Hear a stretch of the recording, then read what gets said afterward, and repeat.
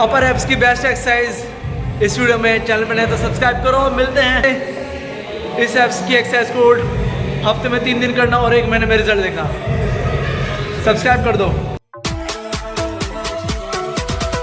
روزا که سخت موشو سفید شبا شده سر بدون دلیل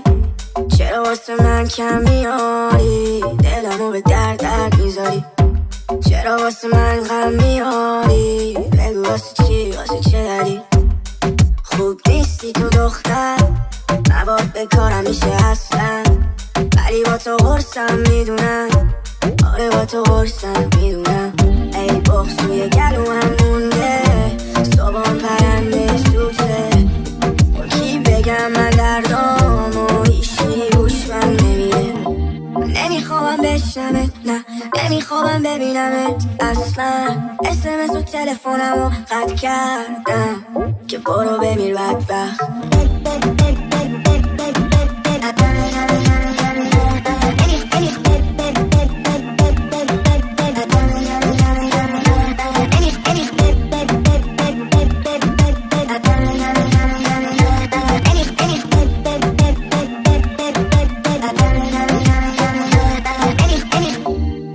میخوای بری واسه چه دلیل اگه میخوای برو نگو چه دلیل این روزا که سخت موشو سفید شبا شده سر بدون دلیل چرا واسه من کم میاری دلمو به درد میذاری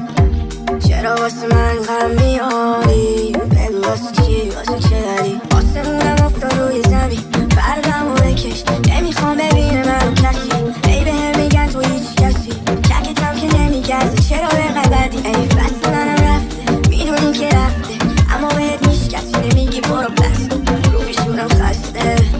نمیفهمی کسی من خسته شدم لسته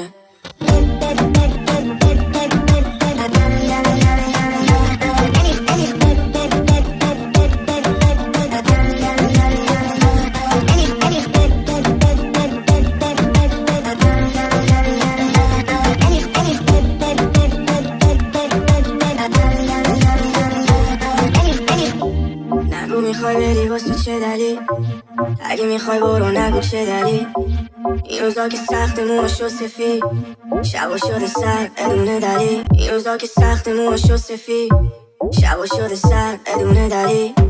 چرا واسه من کم میاری دلمو به درد میذاری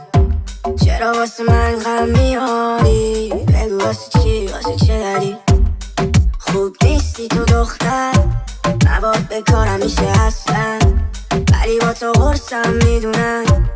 آره با تو قرصم میدونم ای بغض توی گلو هم مونده صبحان پرنده سوته با کی بگم من درد